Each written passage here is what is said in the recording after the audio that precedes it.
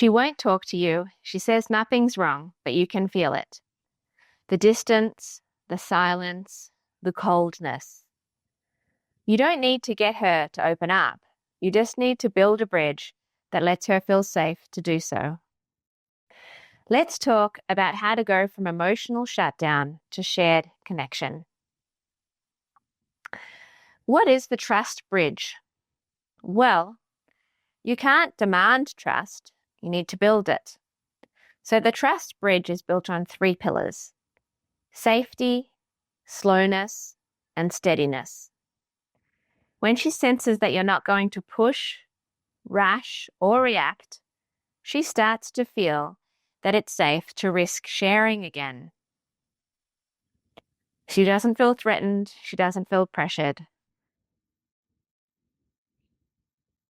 And she doesn't feel rushed. What are the 4 steps to building the trust bridge? Step 1, be curious, not critical.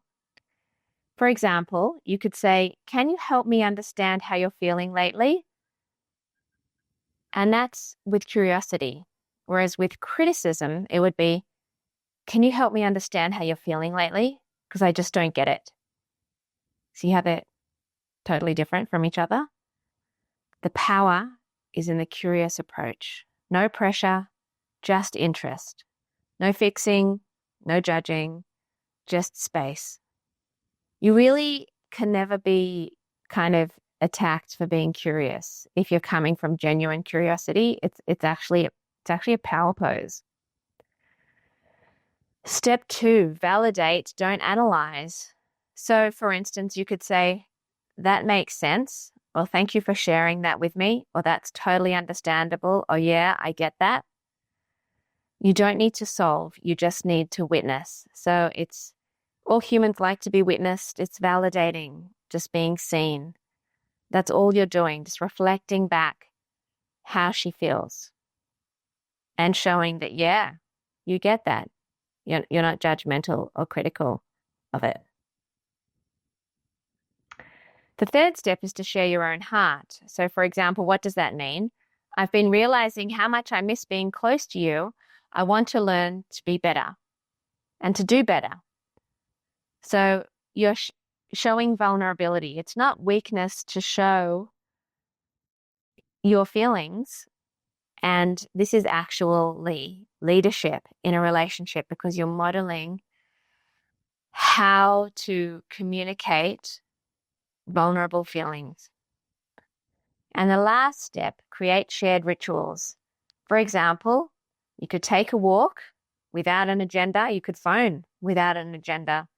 You could sit beside her with a coffee with no immediate deadline, like not 60 seconds, not 120, not 180 seconds, not the minute you finish your coffee, for instance.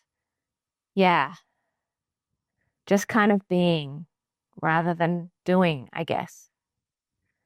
Small shared space where emotional connection can grow organically. That's what this is. So it's just being means showing her consistently that you're present and you're available. And that communicates safety, that this is a safe space for me then to just be and relax as your wife. That's what your wife would feel. So how do you know it's working? Well, let's have a look at a few measurements, a few bits of evidence here. Firstly, she begins to linger longer in conversation. Secondly, she may initiate small talk or physical closeness.